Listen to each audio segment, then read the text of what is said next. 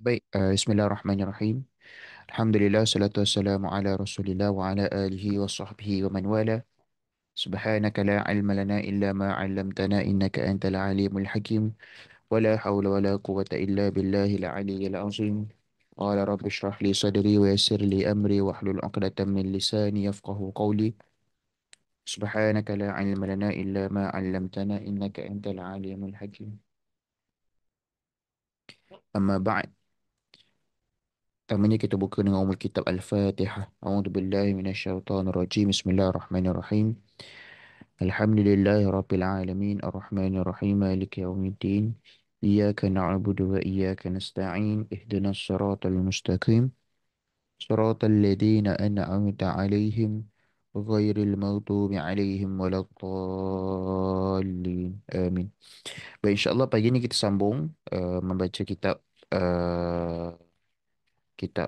Muhammad sallallahu alaihi wasallam, riwayat hidup berdasarkan sumber terawal yang telah dituliskan ataupun dikumpulkan oleh Martin Links ataupun nama Islamnya Abu Bakar Sirajuddin.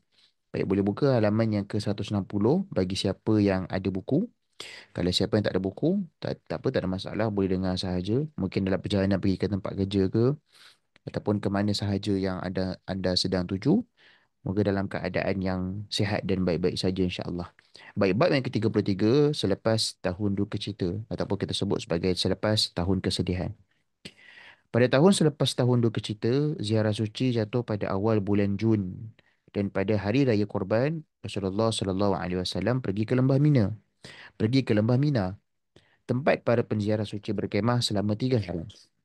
Sejak beberapa tahun kebelakangan, menjadi kebiasaan baginda mengunjungi berbagai kelompok kemah untuk menyampaikan risalahnya kepada siapa sahaja yang mahu mendengar, membacakan kepada mereka ayat-ayat Quran yang dipilih menurut gerak hatinya. Tempat terdekat dari Mina ke Mekah adalah Aqabah yang jalannya naik menegak dari lembah ke arah perbukitan dalam perjalanan menghala ke kota suci. Dan pada tahun inilah di Aqabah, baginda terjumpa dengan 6 orang anggota puak Khazraj dari Yathrib. Baginda tidak mengenali seorang pun di antara mereka. Namun semua mereka sudah pernah mendengar tentang Nabi dan mendakwa dan dakwaan kenabiannya. Sebaik saja Rasulullah sallallahu alaihi wasallam memperkenalkan diri, wajah mereka memancarkan minat dan mereka mendengar kata-kata baginda dengan penuh perhatian. Setiap seorang daripada mereka sudah biasa mendengar gertakan tetangga mereka, iaitu puak Yahudi Yathrib. Dan apakah gertakan itu? Seorang Nabi kini telah hampir diutuskan. Kami akan mengikutinya dan kami akan membunuh kalian seperti mana kaum Ad dan Airam dibunuh. Sesudah Rasulullah sallallahu alaihi wasallam selesai berbicara, mereka saling berkata, sesungguhnya orang ini Nabi yang akan datang seperti disebut oleh kaum Yahudi. Jangan biar mereka menjadi kaum pertama yang sampai kepadanya. Ha. So ini cerita tentang bab ke-33 ni. Kalau dalam sirah secara khususnya, dalam cerita tentang dakwah Nabi sallallahu alaihi wasallam, dia ada apa yang disebut sebagai dakwah musim haji. Okey. So inilah dakwah Nabi sallallahu alaihi wasallam yang disebut sebagai dakwah musim haji lah. Okey. Dan dakwah pada musim haji inilah yang kemudiannya akan membawa kepada perjanjian Aqabah yang pertama. Dan kalau lihat tadi kan, kalau lihat tadi bagaimana orang-orang Yasrib, dia ada bagi tahulah tentang apa yang Ahlul Kitab daripada kalangan Yahudi pernah cakap dekat orang. Nanti bila Nabi sallallahu alaihi wasallam diutuskan, orang akan bunuh kita kan. Sedangkan bukan seperti itu kan. Rasul ni bila diutuskan, tujuannya bukanlah untuk menghapuskan yang tidak bersama dengannya. Rasul diutuskan untuk memberikan harapan dan menyebarkan apa yang disebut sebagai kasih sayang. Okay. So, bila orang Yathrib ni dia dah kena doktrin yang nanti Rasul diutuskan, siapa yang tak geng dengan Rasul ni kena bunuh. Tu yang diorang kata macam, baik kita pastikan Rasul ni saidat dengan kita dulu. Jangan biarkan Rasul ni jatuh ke tangan Yahudi dulu. Kalau jatuh ke tangan Yahudi, rugi lah kita. Nak cerita betapa, nak cerita doktrin orang Yahudi ni daripada dulu lagi. Diorang memang suka jenis kekerasan, membunuh tu memang satu benda yang orang suka lah. Saling membunuhan, menumpahkan darah. Okey, sampai doktrin tu mengganggu fikiran orang-orang Yathrib. Baik. Kemudian selepas bertukar-tukar beberapa soalan dan jawapan, keenam-enam orang itu memberikan kesaksian akan kebenaran risalah Nabi SAW dan berjanji untuk memenuhi syarat-syarat Islam yang baginda tetapkan ke atas mereka. Kata mereka, kami telah meninggalkan kaum kami kerana tiada kaum yang lebih tercerai-berai di permusuhan dan kejahatan seperti mereka. Mungkin Allah akan menyatukan mereka melalui Tuhan. So dia cerita pasal ni lah, kaum kaum mereka sendirilah, Aus dan Khazraj, yang telah sekian lama berperang sama mereka kan. Setelah berpuluh-puluh, bahkan ada yang kata beratus-ratus tahun. So mereka berharaplah dengan adanya Rasul akan menyatukan mereka lah. Sekarang kami akan pergi kepada mereka dan mengajak mereka untuk menerima agama Tuhan sebagaimana kami sudah menerimanya. Dan jika Allah menyatukan mereka bersamamu, nescaya takkan manusia yang akan lebih kuat daripada Tuhan. So nak cerita betapa setia geng-geng Yathrib ni, pemuda-pemuda Yathrib nak bagi tahu Nabi SAW satu benda yang pasti, kekuatan yang pasti daripada orang-orang Yathrib ni adalah mereka adalah satu daripada kaum yang akan sangat setia dengan Nabi sallallahu alaihi wasallam. Bersama baca Rasulullah sallallahu alaihi wasallam meneruskan rutin mengunjungi Sayyidina Abu Bakar di rumahnya terletak dalam perkampungan Bani Jumah. Kunjungan baginda sehari-hari itu menjadi kenangan zaman kanak-kanak Aisyah, puteri Abu Bakar yang bungsu. Kenangannya tentang zaman kecil hanya bermula dari zaman selepas ayahanda dan ibunya sudah menjadi Muslim. Dan dia juga mengenang Rasulullah sallallahu alaihi wasallam sebagai orang yang setiap hari mengunjungi mereka. Pada tahun yang menyusuli tahun kematian Sayyidatina Khadijah radhiyallahu anha ini, baginda bermimpi melihat seorang lelaki membawa seseorang yang dibungkus dengan sehelai sutera. Lelaki itu berkata kepadanya, ini adalah isteri kamu, jadi singkaplah dia. Nabi menyingkap sutera itu dan ternyata ia adalah Aisyah. Tapi Aisyah baru berusia 6 tahun. Manakala baginda telah melewati usianya yang ke-50. Tambahan pula, Abu Bakar telah berjanji kepada Mut'im untuk memasangkan Aisyah dengan anaknya Jubair. Nabi hanya berbisik kepada diri sendiri. Sekiranya mimpi ini daripada Allah, maka dia akan menjadikannya kenyataan. Beberapa malam kemudian, baginda melihat dalam tidurnya malaikat membawa bungkusan sutera yang sama. Tapi kali ini baginda yang berkata kepada malaikat, tunjukkan kepadaku. Malaikat menyingkap sutera itu dan ternyata sekali lagi ia adalah Aisyah. Sekali lagi pula Nabi berbisik, sekiranya ini daripada Allah, maka dia akan menjadikannya kenyataan. Satu perkara yang kita kena ingat, mimpi para anbiya, mimpi Rasulullah sallallahu alaihi wasallam dia bukan mainan tidur lah. Kan? Dia bukan mainan tidur, dia bukan macam kita punya mimpi. Yang yalah, boleh jadi ada faktor gangguan syaitan. Dia bukan benda yang realiti ataupun kenyataan. Tapi mimpi Nabi, para Nabi, mimpi Rasulullah sallallahu alaihi wasallam, uh, dia adalah salah satu daripada apa yang kita sebut sebagai bentuk wahyu lah, bentuk wahyu yang sampai. Ulama saya nak kalau saya boleh tambah sikit lah. Ulama ada beza pandangan tu sebab kalau dalam buku ni Martin Lins kata umur Aisyah 6 tahun. Tapi ulama ada berbeza pandangan tentang berapa umur Aisyah. Ada yang kata 9 tahun. Ada yang kata pada ketika itu dia nak masuk belasan tahun. Dan sebab tu kalau tengok Abu Bakar kan dia nak pasangkan dengan siapa? Dengan Mut'im. Dengan seorang lelaki bernama Mut'im. Dan nak ceritanya dia taklah terlalu kecil. Itu satu. Kemudian ada ulasan ulama lain yang menyebut kan walaupun umurnya 6 tahun tapi umur 6 tahun bagi bangsa Arab dia tak sama macam umur 6 tahun untuk kita orang Melayu. Untuk kita orang Melayu ke ataupun untuk mana-mana bangsa lah. Orang Arab ni dia cepat cepat matang sikit. Lagi-lagi perempuan. Dia cepat matang daripada usianya. So dia bukan satu perkara yang pelik dan ganjil kalau umur 6 tahun sudah mula dikahwinkan. Tapi kalau kawan-kawan, sahabat-sahabat semua tanya saya cenderung kepada pandangan Sayyidatina Aisyah ni umurnya berapa? Saya cenderung pandangannya 9 nak ke belasan tahun lah. Ha, atas beberapa faktor yang tertentu. Berapa pun pandangan yang diambil, ia adalah khilaf lah. Okay, dia adalah khilaf. Baik, bersama macam ya. Sampai saat itu, baginda belum menceritakan mimpi ini kepada sesiapa pun, termasuk Abu Bakar. Tapi kini datang pengesahan buat kali ketiga dalam bentuk yang berbeza. Khawlah, isteri Uthman bin Maz'un. Siapa Uthman bin Maz'un? Uthman bin Maz'un ni antara sahabat yang terawal masuk Islam lah. Okey? Ini uh, antara beberapa, ini antara, kita kata, antara sahabat yang terawal masuk Islam, kesan daripada dakwah yang disampaikan oleh Abu Bakar As-Siddiq radhiyallahu an. Khawlah isteri Uthman bin Maz'un amat memberi perhatian kepada pelbagai keperluan isi rumah Rasulullah sallallahu alaihi wasallam sejak kematian Khadijah. Dan pada satu hari ketika berada di rumah baginda, dia mencadangkan kepada baginda agar mengambil isteri lain. Apabila ditanya siapakah yang patut baginda kahwini, dia menjawab sama ada Aisyah puteri Abu Bakar atau Saudah puteri Zam'ah. Saudah, sepupu dan ipar Suhail, adalah seorang janda berusia kira-kira 30 tahun. Suami yang pertama Sakran, saudara kepada Suhail, telah membawanya ke Habsyah dan mereka adalah antara yang terawal kembali ke Mekah. Tidak lama selepas kepulangan mereka, Sakran meninggal dunia. Okey. Rasulullah sallallahu alaihi wasallam meminta Khawlah untuk mengatur perkahwinannya dengan kedua-dua calon pengantin perempuan yang dicadangkannya itu. Jawapan Saudah, Daku sedia berkhidmat kepadamu, wahai Rasulullah. Dan Nabi mengirim pesanan balas, pintalah seorang lelaki daripada kaummu menjadi wali nikahmu. Saudah memilih iparnya, Hatib, yang juga sudah kembali dari Habsyah.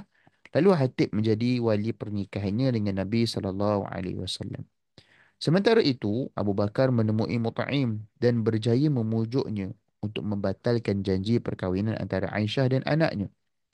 Beberapa bulan selepas perkahwinan Saudah, Aisyah juga menjadi isteri Rasulullah sallallahu alaihi wasallam melalui akad nikah yang dilakukan oleh baginda dan ayahnya. Aisyah sendiri tidak hadir dalam upacara tersebut. Beberapa lama kelak, Aisyah menceritakan bahawa kali pertama beliau mendapat bayangan mengenai status barunya itu ialah apabila pada satu hari ketika dia bermain dengan rakan-rakannya di luar, tidak jauh dari rumah mereka, ibunya datang mengambilnya dan menuntunnya masuk ke dalam rumah, memberitahunya bahawa mulai sekarang beliau tidak boleh keluar lagi untuk bermain.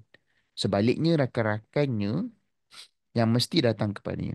Aisyah dia macam sama-sama meneka. Sebabnya, walaupun ibunya tidak terus memberitahunya bahawa dirinya telah dinikahi, kehidupan Aisyah berjalan seperti biasa. Cuma kini, beliau cuma boleh bermain di halaman rumah keluarganya sahaja dan tidak lagi di jalanan. So nak ceritanya, Aisyah dinikahi dalam keadaan dia tak ada lah. Dia tak ada pada ketika itu. So ini antara hujah lah yang sebut Aisyah ni dia dinikahi pada usia 6 tahun. Okey. Sekitar masa ini Abu Bakar memutuskan untuk membina sebuah masjid kecil di hadapan rumahnya. Ia dikelilingi tembok tapi tidak beratap. Dan di sana beliau akan bersembahyang dan membaca Quran. Namun tembok yang dibina tidak cukup tinggi untuk menghalang orang-orang yang lalu lalang daripada melihat mereka. Dan seringkali jumlah orang akan berdiri di sana dan mendengar bacaannya sambil pada masa sama mereka juga dapat melihat betapa hormat Abu Bakar terhadap kitab yang diwahyukan itu. Hormat yang memberi kesan kepada lubuk jiwanya. Umayyah mula bimbang kalau jumlah orang yang menukar agama disebabkan Abu Bakar terus meningkat. Atas permintaannya, para pemimpin Quraisy menghantar utusan kepada Ibnu Tughanah. Ibnu Tughanah ni kalau masih lagi ingat, Ibnu Tughanah ni adalah ketika mana Abu Bakar nak berhijrah tinggalkan Mekah, Ibnu Tughanah kata patah balik kan. Janganlah berhijrah, staylah kat Mekah, dia akan bagi perlindungan. Itulah Ibnu Tughanah. So, pemimpin Quraisy pergi jumpa Ibnu Tughanah mengingatkannya tentang perkara yang telah pun mereka sebut. Suatu tokoh itu baru berjanji untuk memberi perlindungan kepada Abu Bakar sambil sebut tentang tembok masjid Abu Bakar yang tidak cukup tinggi untuk dianggap sebagai sebahagian daripada rumahnya. So pemimpin Quraisy kata macam uh, Abu Bakar ni konon-konon macam nak beribadah secara private lah, tapi sebenarnya dia beribadah secara terbuka sebab orang boleh nampak ada. Dia mungkin tak beribadah dekat Kaabah. kan, dekat pekarangan Masjidil Haram. Tapi bila dia dia macam bina pekarangan, macam dia bina macam masjid kecilnya lah. Dan tapi tak cukup tinggi, orang semua boleh mengintai, baca dengar dia baca Quran, semayang apa semua. So realitinya dia tak beribadah secara tersembunyi pun. Dia beribadah secara terbuka. Ini klaim pemimpin Quraisy. Okey. So orang kata apa, jika dia ingin menyembah Tuhannya di dalam rumah, maka biarlah dia berbuat demikian, kata mereka. Tapi jika dia melakukannya secara terbuka, maka mintalah dia membebaskanmu daripada janji perlindungan terhadapnya. Nampak? Tapi Abu Bakar enggan melepaskan masjidnya. Lalu dia secara rasmi membebaskan Ibnu Tughanah daripada perjanjian yang mengatakan, aku berpada dengan perlindungan Allah. Pada hari itu juga Nabi SAW mengumumkan kepada Abu Bakar dan semua sahabat, daku telah ditunjukkan tempat untuk kalian berhijrah.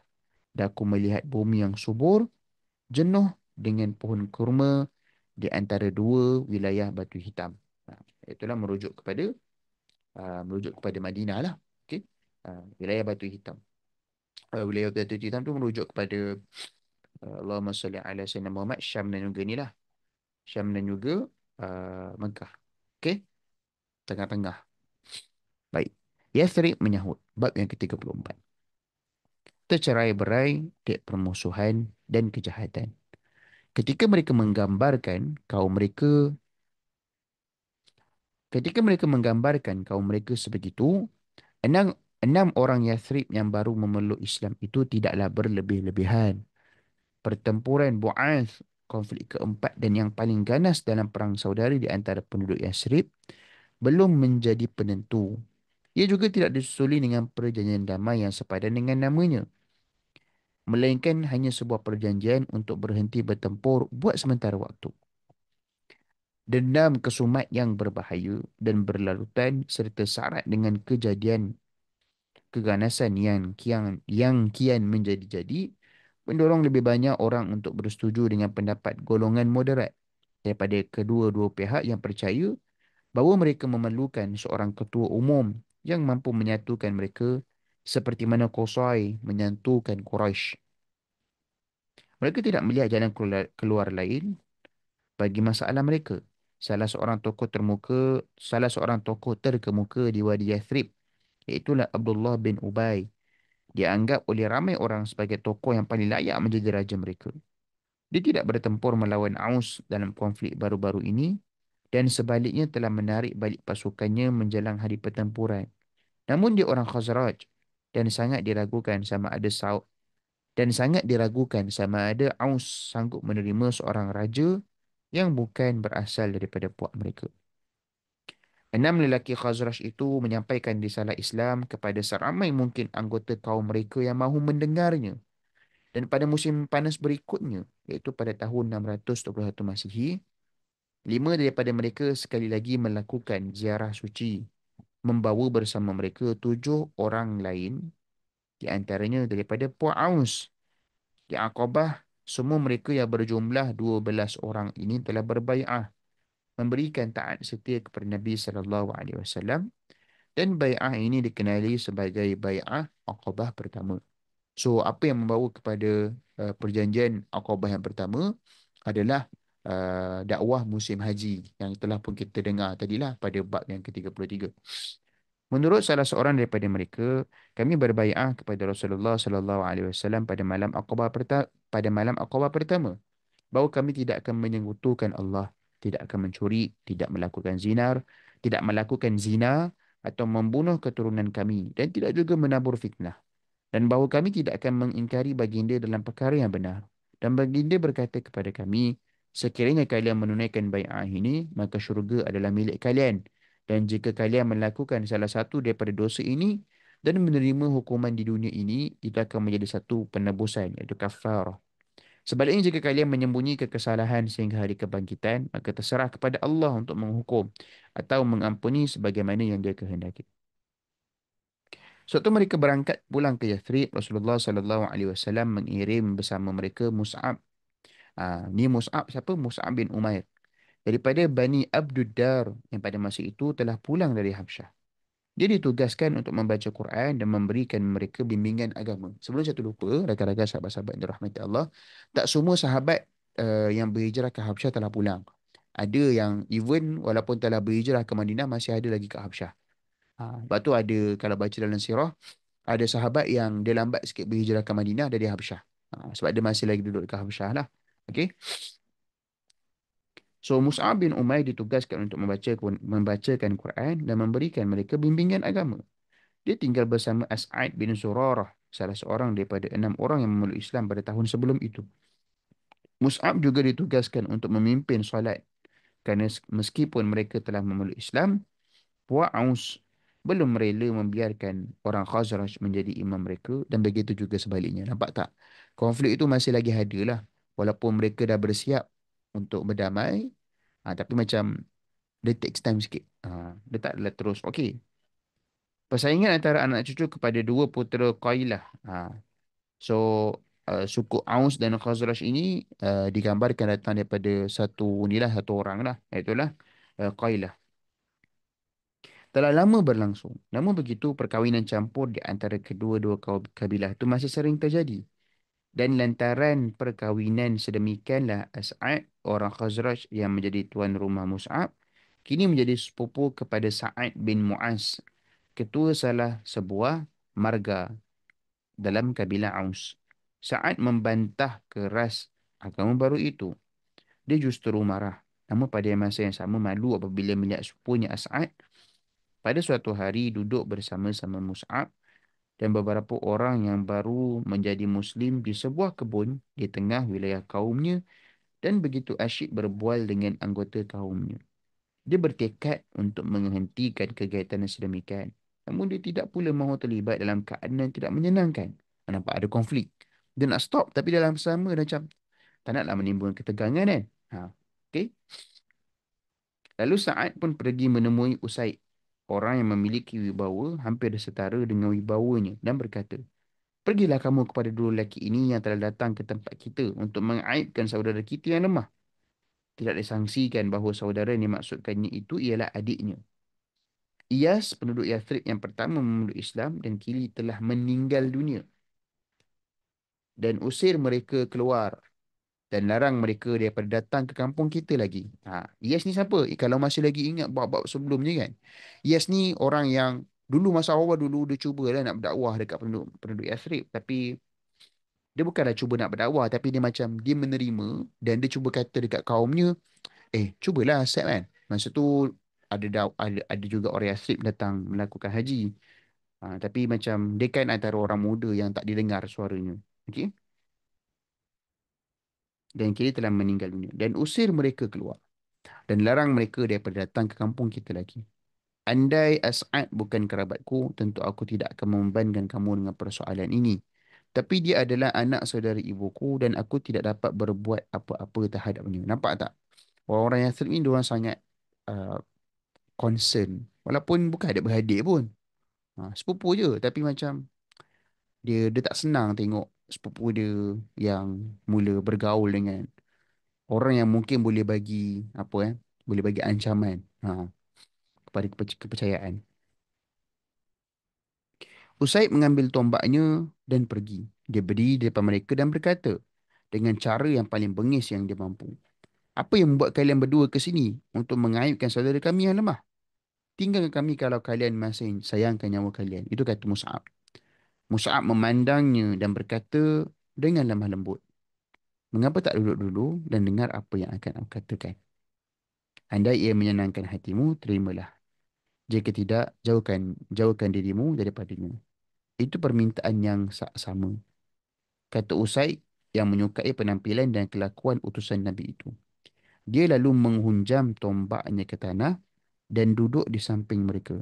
Mus'ab menjelaskan kepadanya tentang Islam dan membacakan ayat Quran. Riak Usaid terus berubah, hingga kan kalangan yang hadir dapat melihat Islam bersinar pada wajahnya kini. Manakala ketenangan jiwa pula melenyapkan rupanya yang bengis tadi. Betapa cemerlang kata-kata ini dan betapa indah. Katanya sebaik Mus'ab selesai. Ini Usaid punya respon lah. Apa yang kamu lakukan jika kamu ingin memeluk agama ini? Mereka memberitahunya bahawa dia harus membasuh dirinya dari kepala hingga ke kaki untuk bersuci dan dia juga harus membersihkan pakaiannya dan kemudian menunaikan solat. Terdapat sebuah telaga di kebun tempat mereka duduk, lalu dia menyucikan dirinya di sana dan membersihkan pakaiannya. Seterusnya dia bersaksi, La ilaha illallah Muhammadur Rasulullah. Tiada Tuhan selain Allah dan Muhammad adalah utusan Allah. Mereka mengajarnya cara sembahyang dan dia pun sembahyang. Kemudian dia berkata, ada seorang lelaki di belakangku yang seandainya dia mengikuti kamu, nescaya setiap seorang anggota kaumnya akan mengikuti jejak langkahnya. Aku akan kirim dia kepada kamu sekarang. Nah, siapa yang dimaksudkan? Itulah Sa'ad tadilah. Okey? Sa'ad bin Mu'az tadi.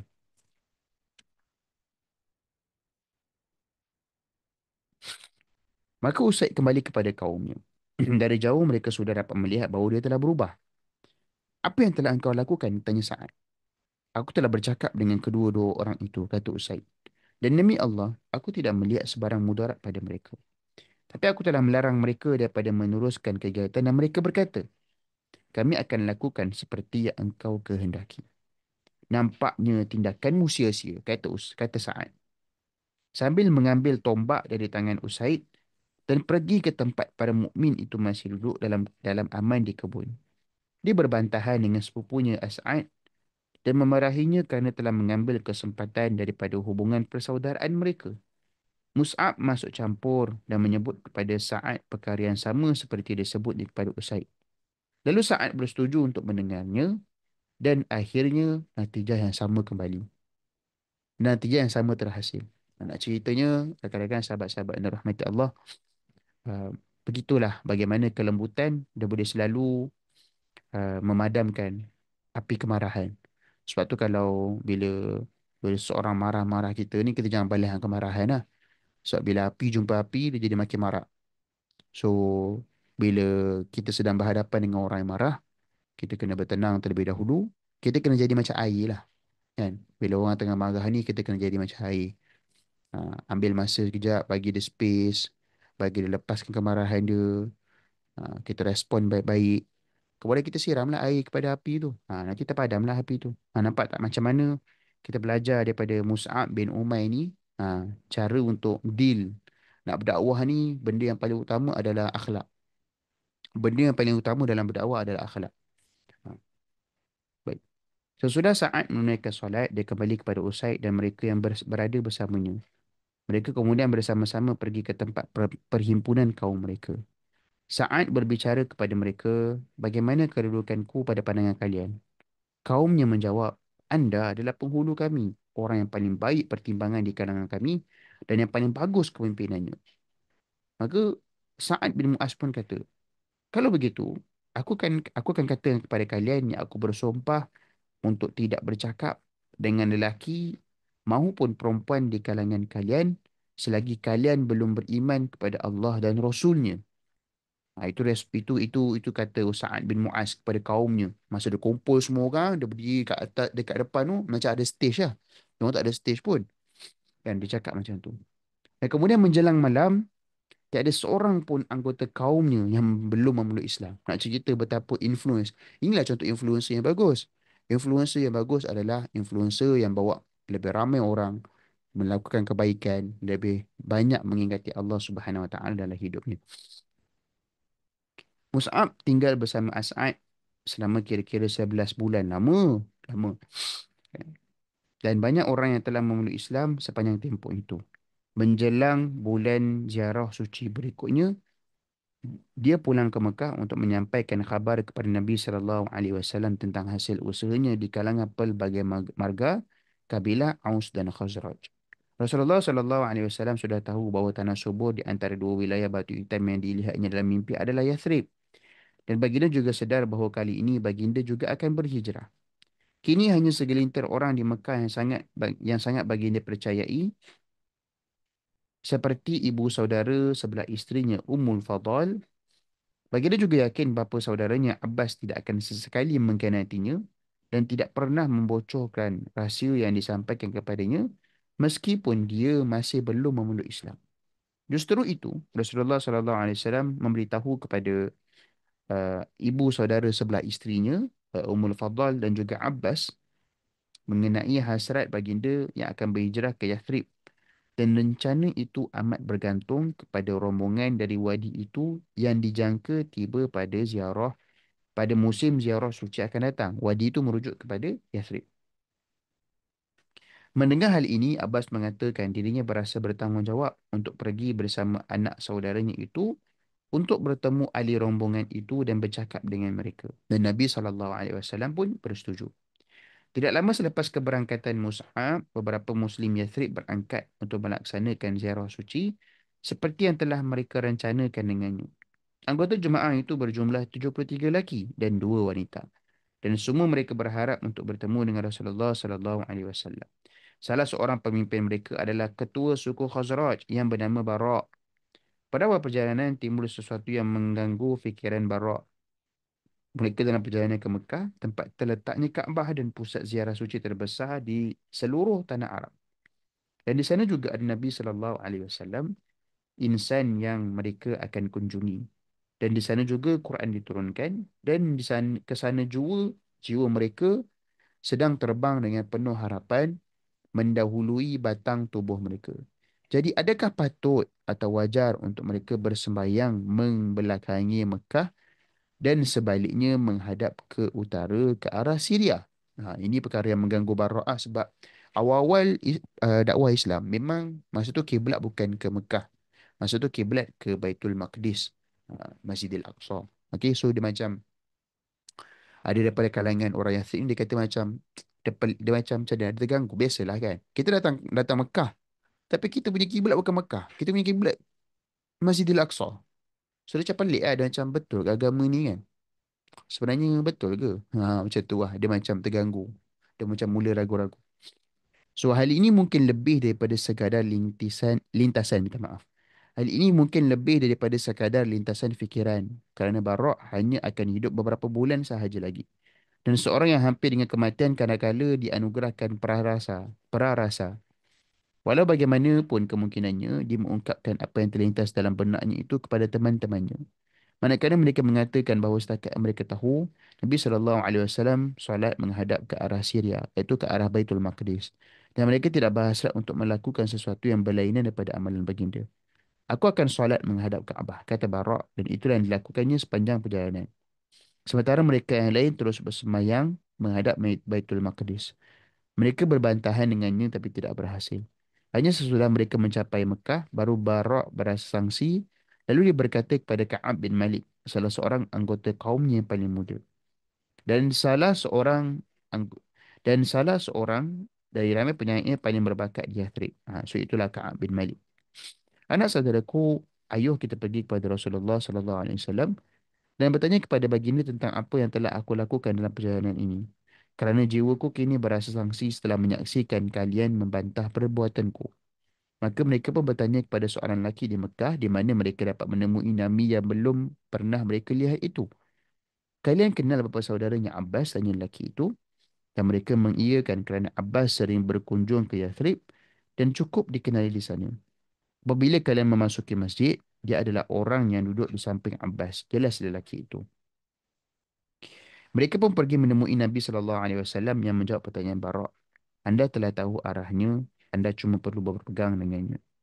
Barak kembali solat menghadap Baitul Maqdis agar selari dengan amalan Rasulullah SAW. Namun jawapan yang baginda berikan boleh ditanggapi dengan lebih daripada satu pengertian. Jemaah Muslim Yathrib melakukan perjalanan ke Mekah dengan menumpang sebuah kabilah penziarah suci musyrikin yang salah seorang daripada mereka yakni Abu Jabir Abdullah bin Amir, tokoh Khazraj dan ketua Bani Salimah yang terkenal dan amat berpengaruh. Dan dia telah pun memeluk Islam ketika mana berada di lembah Mina.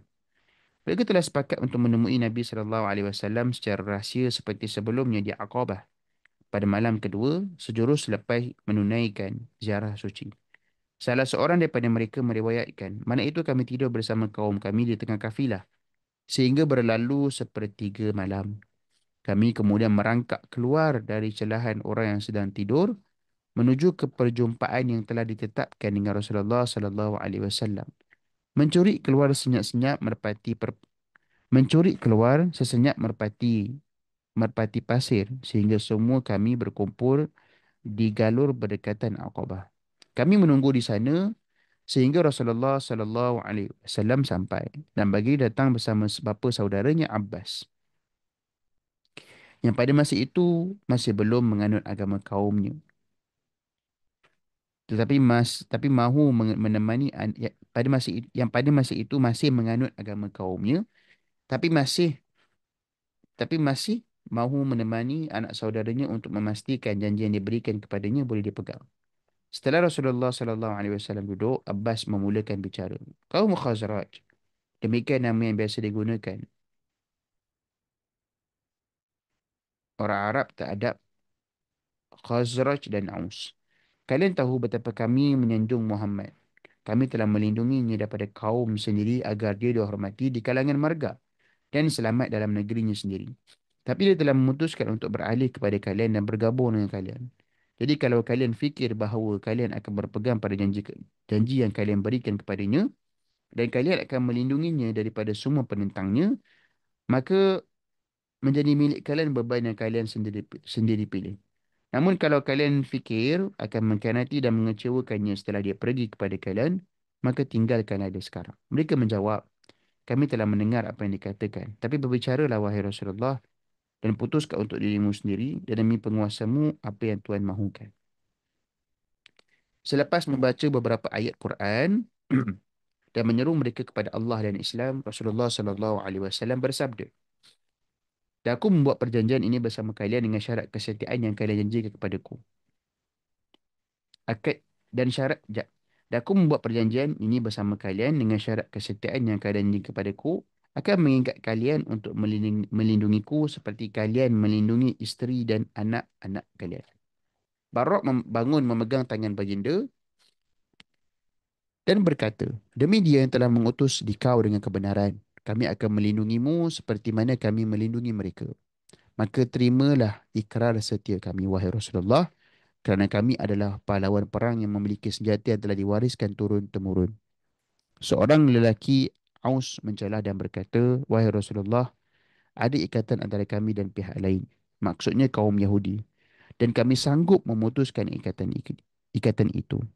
Tapi apakah mungkin andai kami berbuat begitu dan andai kemudian Allah memberikanmu kemenangan, dikau akan kembali kepada kaummu dan meninggalkan kami? Rasulullah sallallahu alaihi wasallam tersenyum dan berkata, tidak, aku milik kalian dan kalian milikku. Barang siapa kalian perangi, dia akan kuperangi. Barang siapa kalian berdamai, dengannya dah aku berdamai. Kemudian baginda bersabda, tampilkan kepadaku 12 orang dari kalangan kalian sebagai pemimpin agar mereka dapat menjaga urusan kaum mereka.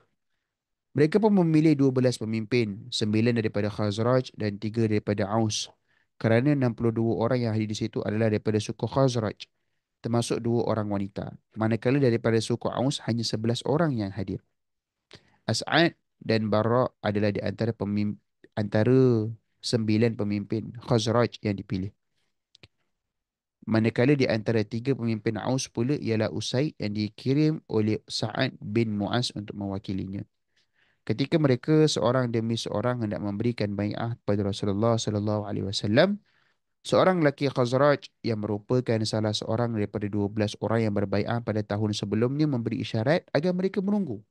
Dan dia berkata kepada mereka, orang-orang Khazraj, tahukah kalian apa ertinya berbai'ah kepada lelaki ini? Kami tahu, balas mereka. Tapi dia tidak menghiraukan mereka dan melanjutkan kata-katanya. Artinya kalian telah berikrar untuk berperang menentang semua bangsa, merah dan hitam. Jadi jika kalian merasakan andai nanti kalian menderita kehilangan harta benda dan para pemuka kalian terbunuh, kalian mungkin akan meninggalkannya. Tinggalkan dia sekarang.